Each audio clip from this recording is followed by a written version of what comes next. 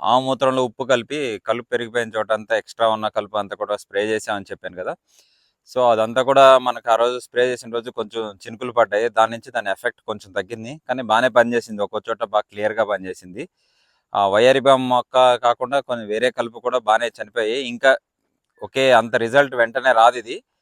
Nearly ఒక 1 week పైనే పడుతుంది. అయినా కానీ దాంట్లో కూడా మనకు ఒక 2-3 చోట్ల బాగా ఎక్కువగా చనిపోయి ఉంది. చూపిస్తాను అంతా ఎలా మాడిపోయింది ఏంటనేది. అదంతా కూడా ఎలా అయిపోయింది. ఇది ఆవు మూత్రమే అవసరం లేదు. ఒకవేళ ఆవు మూత్రం అందుబాటులో లేదంటే కూడా మీరు నీళ్ళలో కూడా ఉప్పు కలుపుకుని ఆ ఉప్పు స్ప్రే చేస్తే ఆ వయ్యారి బామ్ అంతా కూడా చనిపోతుంది. ఇది నేను ట్రై చేశాను. ఇది ఇప్పుడు 2 రకాలుగా కూడా ట్రై చేశాను. ఇక్కడంతా కూడా స్ప్రే చేసాం కదా, ఇదంతా కూడా చాలా వరకు చనిపోయినాయి. ఇదంతా కూడా వయ్యారి బామ్ మొక్క అంతా కూడా ఈ విధంగా ఎండిపోయింది. ఇంకా వేరే గడ్డి అంతా కూడా లైట్గా అంతా మాడిపోయింది.